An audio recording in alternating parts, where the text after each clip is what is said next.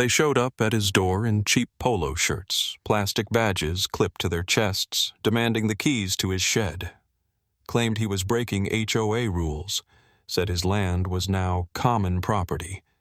And when he pushed back, they tried to arrest him, right there, on his own driveway. No warrant, no legal authority, just arrogance and the backing of a corrupt HOA president who thought she was untouchable. Karen Haverford wasn't just running a homeowners association. She was running her own little empire. She fined a veteran for flying the American flag, threatened a widow over flower colors, and seized properties over bogus violations. She bullied, intimidated, and manipulated everyone who dared to question her power. And this time, she thought she found another easy target. But she had no idea who she was dealing with. Because Ryan Lawson wasn't just a quiet new neighbor, he was an FBI agent. And unlike the others, he knew exactly how to fight back, legally, surgically, and without blinking. He had the skills, the contacts, and the receipts, and once he started pulling the thread on Karen's web of control, it all began to unravel. Her downfall? It started the second she tried to slap handcuffs on the wrong man. But let's rewind to that quiet Thursday morning, when the knock on his door changed everything. A knock at the wrong door. It all started on a quiet Thursday morning, one of those crisp early spring days when the neighborhood still feels half asleep. My boots crunched over the gravel as I stepped out of the car, finally home after a 14-hour shift at the bureau. I was beat. All I wanted was a cup of coffee, maybe 5 minutes of silence before my daughter woke up. But peace? Not today. I'm Ryan Lawson, 38, FBI field agent. Moved here 6 months ago to get away from city madness and raise my little girl somewhere safe, somewhere normal. This suburban pocket of West Virginia seemed perfect. Tree-lined streets, friendly mailmen, and the kind of quiet that almost made you forget the world was full of chaos. But there's always that one person who thrives on control. For us, it was Karen Haverford, president of the HOA. Picture a woman who carries a clipboard like it's a badge and treats her neighbors like suspects. She already gave me a warning for having my garbage bins visible from the street on collection day. Petty, but I let it slide. That morning, I barely made it to my porch when I saw them coming. 2 men in dark blue polos with HOA enforcement stitched across their chests in gold lettering. Plastic badges clipped to their collars, and right behind them, Karen, arms crossed like she was walking into a crime scene. They didn't even say hello. "Sir, we're here to inspect your shed," one of them barked. "We've received reports that you're harboring unauthorized surveillance equipment on HOA property. We'll need your keys." "Excuse me." My shed was behind my house, inside my fenced lot, clearly marked in the deed. Private property, 100%. I looked them dead in the eye. "You got a warrant?" They exchanged a smug glance. "This is an HOA matter. We don't need one. You're technically on common property now." Common property? My blood boiled.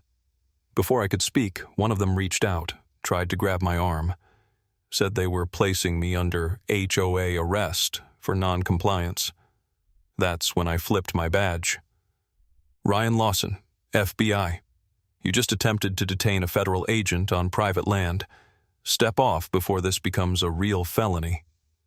And, oh, you should have seen their faces, drained of all color, like kids caught playing dress-up in their daddy's uniform. Karen, suddenly much less bold, muttered, "You're being aggressive. We were just enforcing the rules." I laughed, low, tired, and not the least bit amused.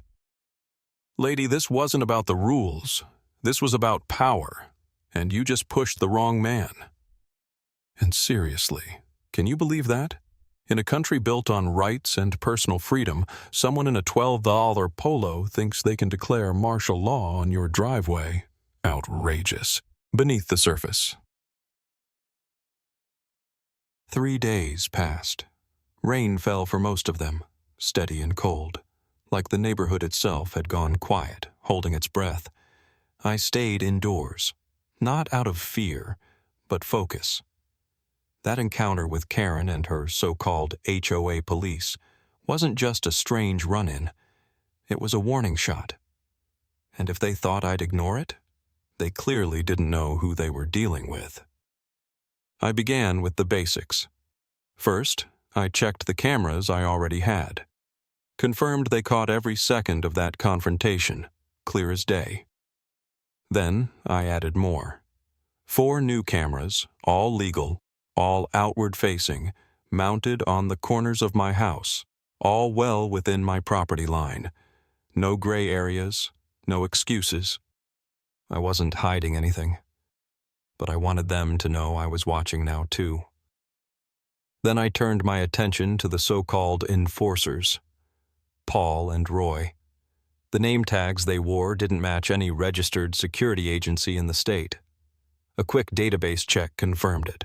No licenses, no certification, not even a business permit. Just 2 guys with fake badges and a whole lot of Karens backing. And when I dug into their history, let's just say the red flags came up fast. Misdemeanor for impersonating a parking official, a restraining order from a previous neighborhood, and several harassment complaints swept under the rug. This was Karen's security team?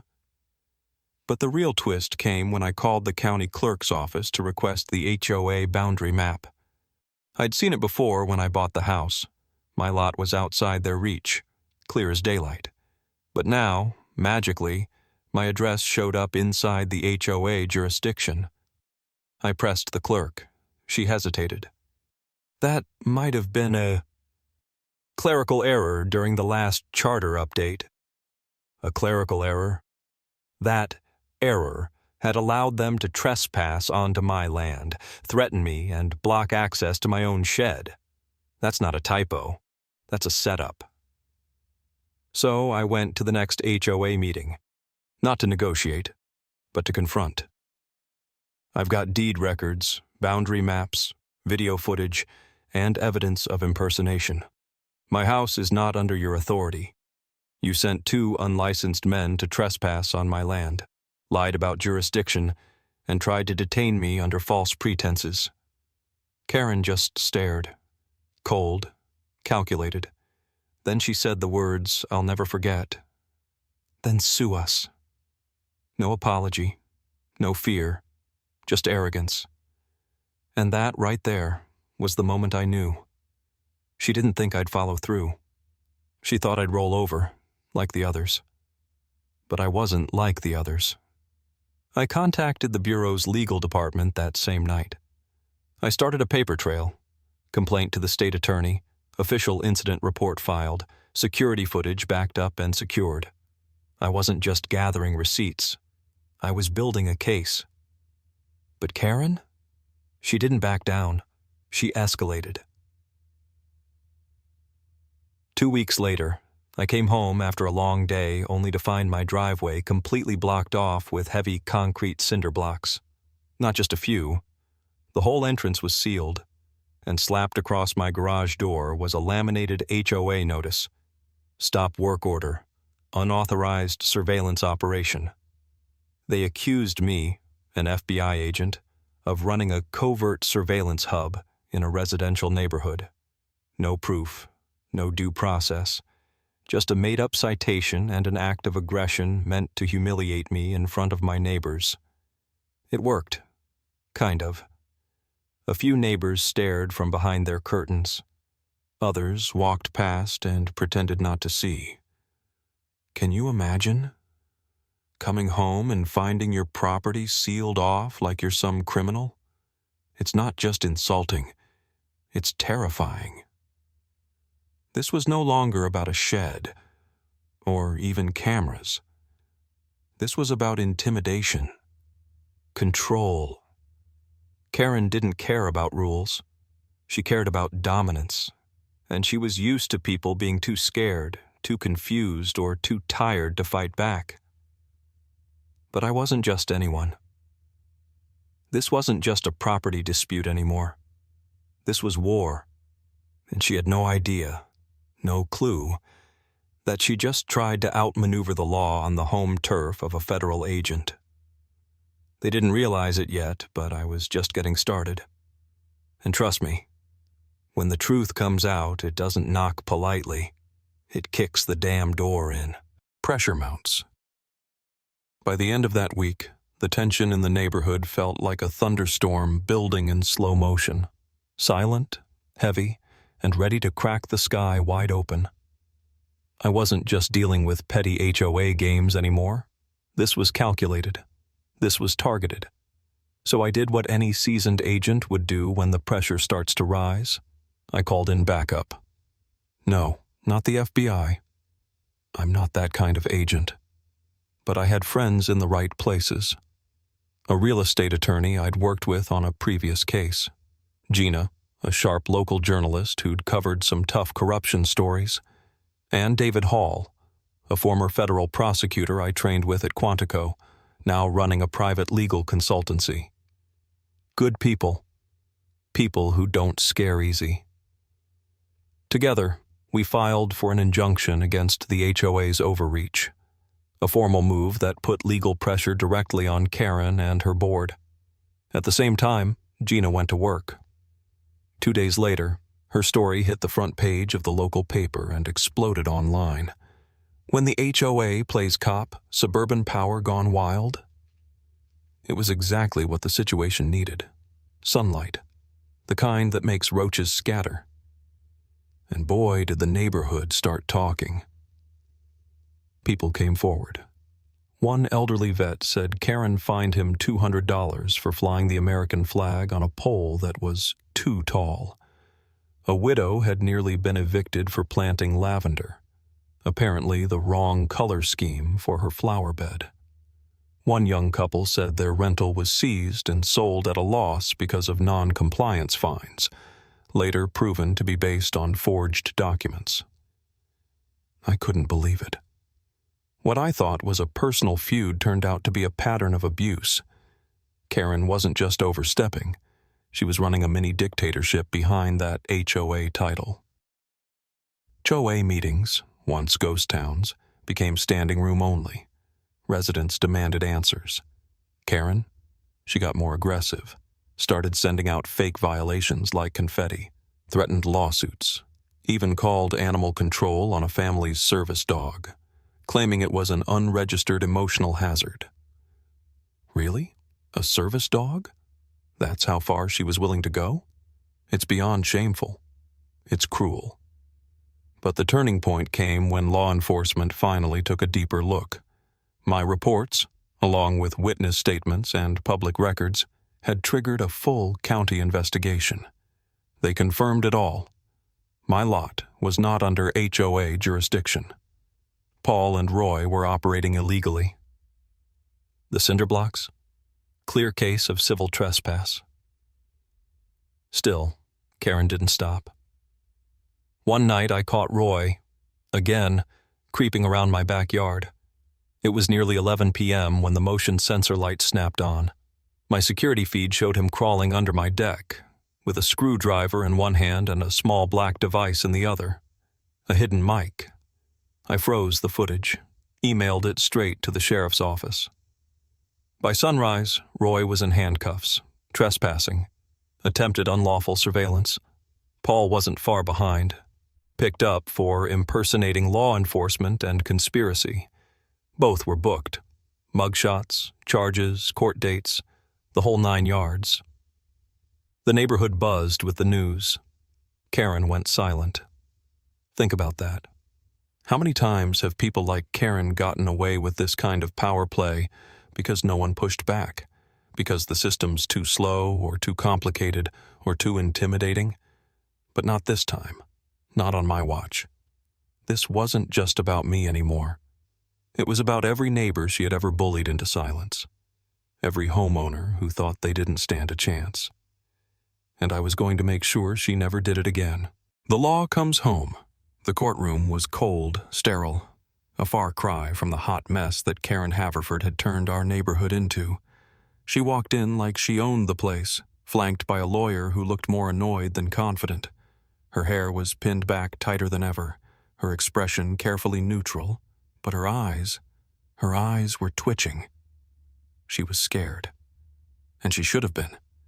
She pleaded not guilty, claimed it was all a big misunderstanding, said she was just doing her duty, trying to keep the neighborhood safe. And me? She said I was using my federal badge to harass a duly elected official. If it hadn't been so insulting, it might have been funny. But then the evidence came out. Printed emails showing she'd deliberately edited property maps to absorb homes outside the HOA's jurisdiction, including mine. A signed confession from a former board member confirming she knew it was illegal. And the kicker? A neighbor brought in an audio recording. Karen's voice, unmistakable, laughing about how easy it is to scare new homeowners and saying, quote, "You just pile on the fines till they fold." The judge didn't hold back, called her actions a gross abuse of authority and a deliberate, orchestrated scheme to harass and intimidate residents under the guise of community governance. The HOA itself was fined $150,000. Karen? Stripped of her position, charged with falsifying official records and conspiracy to commit trespass. And let me tell you, when the gavel dropped, I don't think I was the only one who exhaled for the first time in months. Justice has a sound, and it's beautiful. My lot was formally removed from the HOA's reach. The cinder blocks were taken down that same afternoon, and a week later, the new interim board president, an older gentleman named Clarence, who'd been bullied by Karen for years, walked up to my door and handed me a written apology, signed, sealed, publicly read at the next meeting. But that wasn't the end. Something changed in the neighborhood after that. People started speaking up. Meetings weren't hush-hush anymore. Votes were open. New rules passed, including one that made it illegal for the HOA to issue citations or patrol properties without verified law enforcement present and homeowner consent. Finally, sanity, accountability, a sense that we were neighbors again, not subjects in someone's petty kingdom. As for Karen, word is she moved to Arizona, started over somewhere new. I didn't bother keeping tabs, except for the footage. Yeah, I kept all of it, just in case. Because here's the truth, and you'd better believe it. In a country where private property is sacred, people like Karen think they can rewrite the rules. But not here. Not on my land. Not when the real law lives right next door. And the lesson? Never let fear silence you. Know your rights. Stand your ground.